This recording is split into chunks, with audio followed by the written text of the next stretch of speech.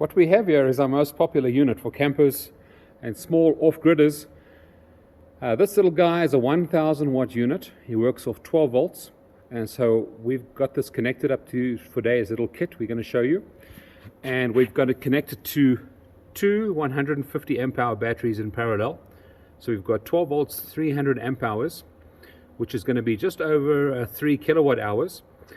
And we're going to show you basically some of the major problems, well, concerns that customers have while turning this unit on. And then we're going to show you some appliances that you could use with this. We've got a refrigerator, a microwave, a blender over there, and a hairdryer, and hair tongs, and a kettle. We're going to show you how to get this unit started up. Let's start with the first mistake that people make. We've also got a generator over here we're going to be using for our AC power source. And many customers hook up that generator. Would you hook up that generator, please? So this unit can be used, let's say, for example, you just had an emergency and you need to run your system. You can see it's nice and cold here today. This is the first mistake people make, is they don't connect the battery to the unit, and then they wonder why it's flashing on and off like that. Okay, so we're going to show you how to connect the battery first of all. Okay, I'm going to show you the procedure for connecting your battery up.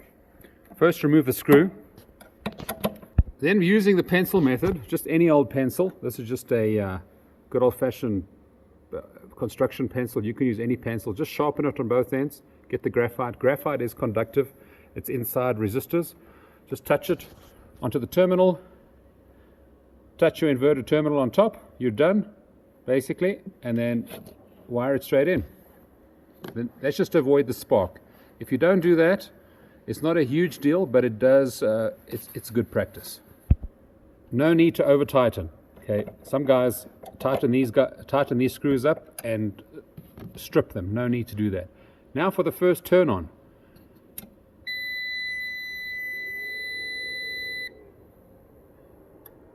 And we're showing we're putting out 120 volts, 115 volts right there, 119 really. We can program the unit. And now we're going to see all the things we can run on this little guy. And what we've done, this is not included, but we've just taken an extension cord, a good old-fashioned plug. We've cut it off and we wired it into the AC inputs over there, AC input, and you can see there ground, live is black, neutral is white. And then we've just taken a good old mini strip over here, cut the plug off this one, and just wired it straight into the same output terminals. There you go, output, live, neutral, and ground. And ground on this one's a dark green, neutral is white, and black is hot. With these silicate batteries, there is nothing you need to do. They have the same charging profile as AGM. So what you have to do is wire the unit up. You don't have to set anything. And I'm going to show you, if you wanted to run it off the generator, this is how easy it is. You just plug it into the generator now. Remember, previously we had the generator plugged in without the battery, and the unit was going beep, beep, beep. That's what happens too sometimes when your battery disconnects.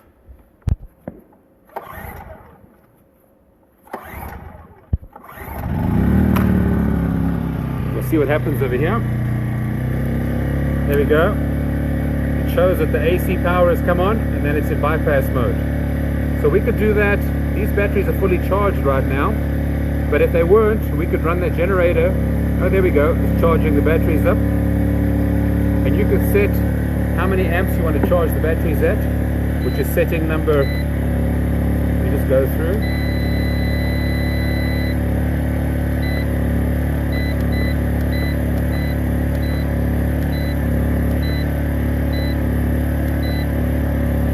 Setting number 11 tells you that you can either charge the batteries at 20 amps or at 10 amps. So we like 20 amps, we charge them quicker.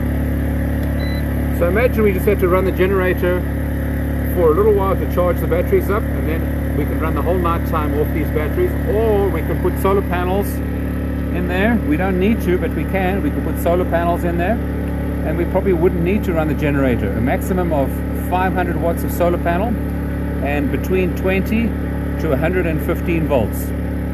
Okay, so now I'm going to turn the generator off And we're going to show you some things that you can, power now using this inverter. We're going to start off with one of the ladies' favorite appliances, a hairdryer. Okay, we're going to start off on low heat. Low heat, okay. On warm, put it on high. When we put on high, we're getting an overload. Alright, so it'll run like that for 5 seconds and then it'll cut out. If it cuts out, we need to just restart the inverter over there.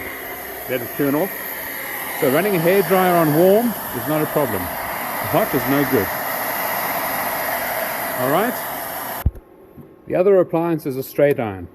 You can run a straight iron all day long. This thing uses such a little bit of power, it's hardly even recognizable. Okay, so a straight iron, no big deal.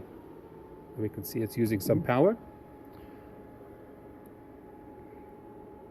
but not a big deal at all. All right. In fact, this straight iron shows it's using 244 watts. We can just scroll through. It'll tell you how many watts it's using. So it's using 20 amps from the battery, and the load is 173 watts. And obviously it's slowing down now as the flat iron is warming up. Okay, so flat iron, no problem. The next item we have is a hair curler. And you can see this is only 50 watts. So 1000 watts output maximum, and this is only 50 watts. Not even going to run it on there. It's without saying it is no problem at all. I have here a Blendtec blender. Okay, this unit is about 1500 watts, but you can adjust the levels on the unit. So I just want to show you what is possible. There's the rating on the Blendtec, 120 volt AC, 1560 watts. Okay, and we can run a smoothie. The smoothie starts off gently, so it's not a big deal. If we ran it at pulse, whoops, we've got some water leakage over there, and we can also gently speed it up. Alright, so Blendtec, no real big deal, should handle it just fine. What I have here is a tiny little 250 watt heater. Now, a 1000 watt heater could be questionable, but something less than 1000 watts, just remember the heater is probably one of the biggest sources of energy, because unlike a microwave or a hairdryer, you're using this thing for long periods of time. So 250 watts, if we had 1000 or a 1 kilowatt hour battery, it would be able to run about 4 hours off a 1 kilowatt hour battery. But over here we have nearly 4 kilowatt hours, so should we be able to run about 8 hours on this little heater. And this little heater runs just fine. Remember, this inverter, if you're running it off solar, is a maximum of 500 watts coming in. So if you had 500 watts of solar panel on, half of that solar panel consumption would be used up by this heater running all the time. The other half would go towards charging your batteries. This little heater runs very nicely. Now what I have over here is a coffee pot over there, and this uses 1100 watts. So this is something we might have to run our generator on, and I'll show you what happens. What if we might have to get a lower wattage one if you're going to go camping with something like this. Now if we were to turn that on, we can set different temperatures, and this inverter is probably pushing it to the limit right now. It's showing that's a 1 kilowatt load. And there is a little way around this. It's pulling 94 amps from the battery. And let's have a look at what the load, well, it showed us it was 1 kilowatt. So this little guy is just managing to run this coffee pot. Now there is a little trick we can use over here. If we wanted to, I can show you. We can set the output of this inverter, instead of 120 volts, we could set it to 110 volts. And we can shave off a couple of watts of heating of this little kettle. That is setting number 8. So it's either 120 or 110. I've set it to 110. And now we can see, now our coffee pot's only pulling 832 watts. So that's a little trick we could employ if we're running right on the edge, especially with something that has an element in there, is just to lower the output voltage a little bit. A little tip when boiling water, only fill it as full as you need it to be. It's pointless filling it up all the way there if you only need a cup of coffee that takes that much water. So probably a good idea would be take a cup full of water that you're going to be using to make coffee, pour it in there, because you want to use as least amount of energy as possible. Okay, and water is probably one of the most energy expensive methods of heating. Well, water takes a lot of energy to heat up, so it's a huge drain on your solar system, but it's not bad for short periods of time, just like we're using it for now. And there we have our coffee pot boiling away. So, easily possible. The next we're going to run is a microwave, a little Magic Chef. It's 1,000 watt, actually 1,050 watt microwave. But hopefully our little trick to reduce the input voltage from 120 to 110 volts will get us through this as well. So microwave is obviously another popular little item in a camper. We've just put it on our batteries now because our cable is so short. And this is the first time we've turned this thing on. We've put a water bottle inside there. And this thing, like I said, is 1,050 watts. And our inverter is telling you that there's a fault on that. So some of the small microwaves you probably get away with. We're just throwing a fault 7. So we'll need to turn the unit off now and turn it back on. Microwave this is 1,050 watt. We're going to run down to Walmart and see if we can grab a 650 or a 700 watt microwave. We thought something was odd with this microwave. This is the little Magic Chef that came out here. You can see it says 1,050 watts on the back, but on the box it shows you 700 watts. So just be careful. It's like, what the heck? I'm just showing you what is possible and what is not possible. However, we could run the generator right now and show you that we could still run the microwave. So we're running the generator. For any of these appliances that you need to run something that exceeds the rating of the inverter, we can either plug it into utility or into the generator. See there now? Charging the battery, and it's in bypass mode. So let's run our microwave once the unit is settled. There we go, it's busy charging. And so now we can hit the start button.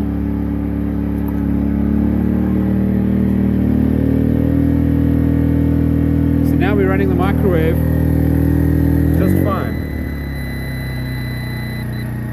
What happened was, the reason why we got that fault 08 was our generator overloaded and shut off power to the inverter, so the inverter could only run off battery again on the microwave.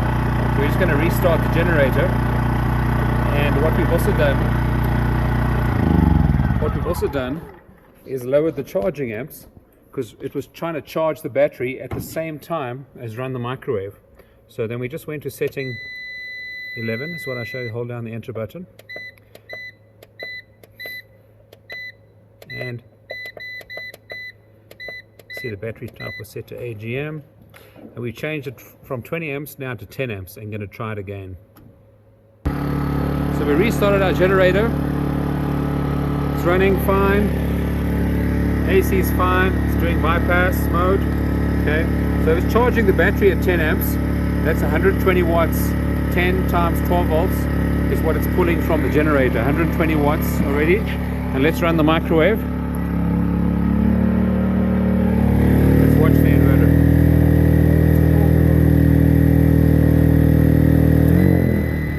Alright, so it's obvious we need a bigger generator. That inverter was running just fine.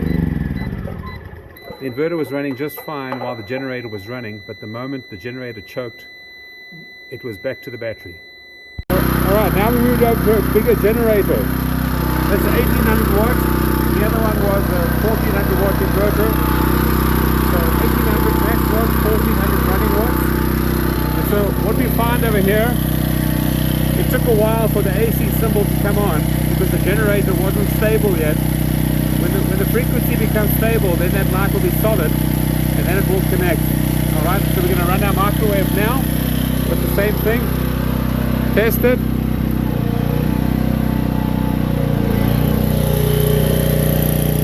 Showing overload.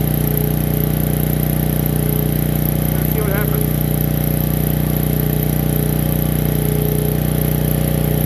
Our microwave is still running.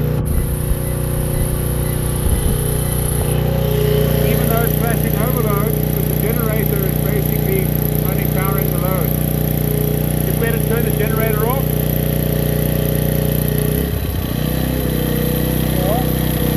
Turn the generator off, we would immediately get a fault 7.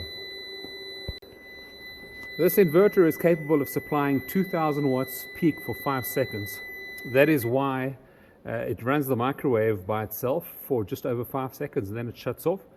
But if it has a generator running and the generator is able to keep up and the load does not exceed 2000 watts, then it will continue powering the load. The last thing I'm going to show you is a heat gun. This is 1500 watts, but if you run it on the speed number 1, it runs just fine. The moment I put it on number 2, it starts to overload. Okay, so it'll overload for 5 seconds and then shut off, but it can run at half speed without a problem. There's a big flat screen TV. Not sure how many inches this is, probably a 30-inch or so. It only pulls 75 watts. So you can run this thing all day and all night without a problem. And obviously running a TV is no big deal, okay? Especially LED TV. I'll show you how many watts that's using over here.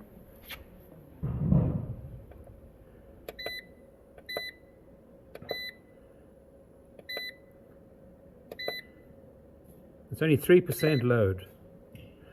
30 watts, okay? Next to nothing. So TV, run all day long, no problem at all. And the last thing I'm going to show you is a toaster. Obviously everybody has a toaster in their van or camping van or so. Got a 4-slice toaster over here. I'll show you 2 slices. Oops, get it to stay down. 2 slices, just fine. Okay. So we're pulling 69 amps from our battery. And let me show you how many watts we're pulling.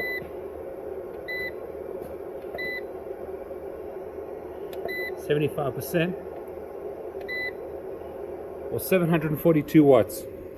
So 2 slices, just fine. The moment we put the 4th one on, we get good old-fashioned overload warning. Okay.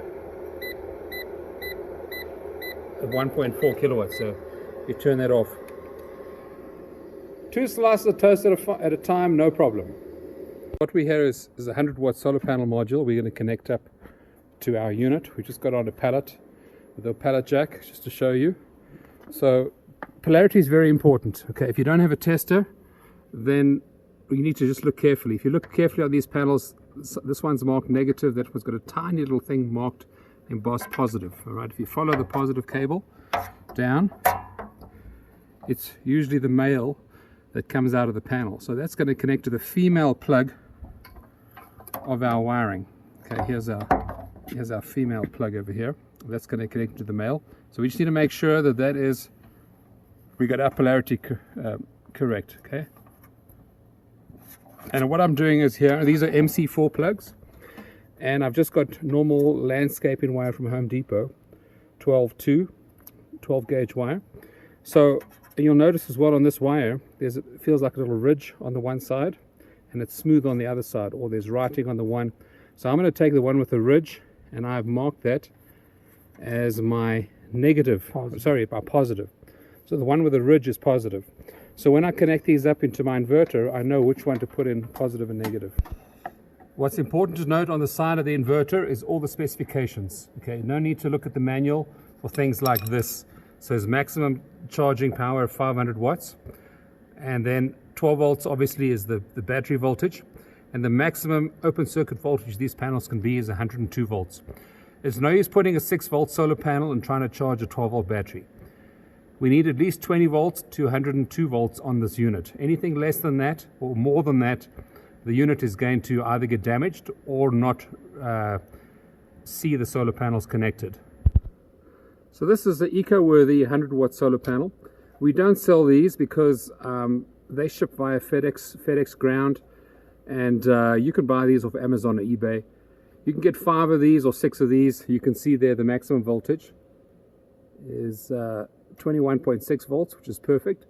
So we could either put up to 3 of these in series, even 4 at a push. That'll be 84 volts, but 1 is just fine. Okay, so we made a note. There's the writing on the front of the unit, positive over there, and that's the one with the ridge on it. All right, giving it a bit of a clean. You also notice the sun is a little bit behind a bit of a haze, so we're hoping to get close to 600 or 100 watts. Now just with that little change, we managed to get an extra amp out of our solar panel. So we're getting 60 watts out of our solar panel, but our battery is nearly full. So as the battery gets full, so the solar panels will put out less and less power. So what I'm going to show you here is I'm going to put 2 panels in series. These are both 315 watt panels. And you saw this thing can take a maximum of 500 watts. But up to 700 or 800 watts is fine over paneling. These are 45.8 volts each. So putting 2 in series is only going to get us to 90 volts. So not a problem. So we've got 2 panels over here facing the sun. We're just going to put those in series. We're just showing you how easy it is just to kind of lean them up against something and get going in your case of emergency. Plug the MC4 plug-in.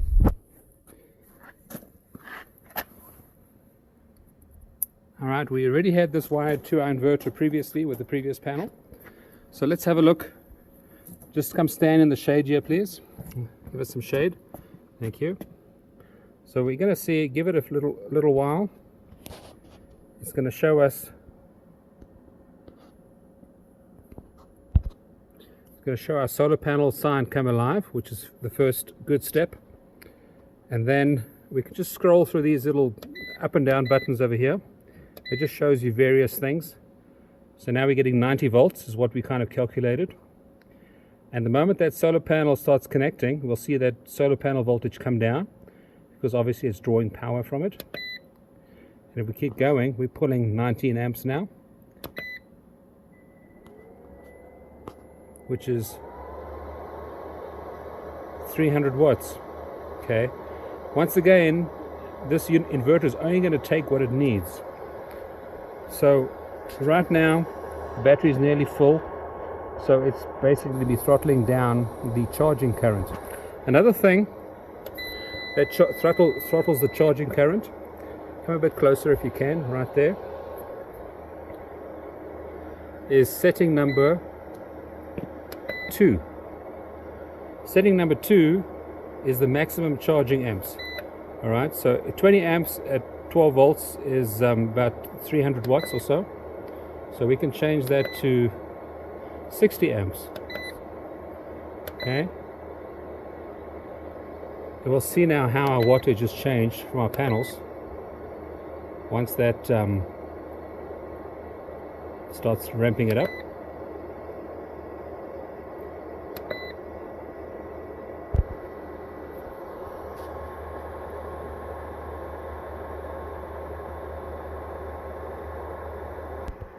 I've plugged the heat gun in now just to bring the battery voltage down, and you'll notice that as the battery voltage drops, so the watts from the solar panel will start going up. So this inverter takes about a day of being on continuously to kind of learn what situation you have. So people call me the first time and go, oh well, it's not pulling full wattage from the solar panels. Just give it a while, it'll figure itself out. Nearly up to 400 watts. In summary, that is the 1012LV MS, what it can and cannot do. So it's a wonderful little unit as long as you know its limitations. And these silicate salt batteries, a little word on them, they can go down to minus 40 degrees Fahrenheit and up to 150 degrees Fahrenheit. Lithium iron phosphate, when they hit freezing, they're no good. They turn off if you charge them. If you charge them when they are below freezing, you can damage them. But they can discharge down to minus, I think, 21 degrees. But these silicate salt batteries, good for 8 to 6,000 cycles, depending on your depth of discharge. And minus 40 degrees, so perfect for camper vans, portable systems in case of freezing. The only negative is their weight. They're about 100 pounds each. The unit we have is also the 1012LV MK. This one can take 1,000 watts of solar input. It looks pretty much similar to the 1012LV MS. 1,000 watts versus 500 watts of the other LVMS. Plus you can parallel them, you know, like we had all those problems with 12 volts, more than 1,000 watts. If you got two of these units, ran them in parallel, you'd be able to get split phase 120, 240, or you can get 120 volts at 2 kilowatts from a 12 volt system.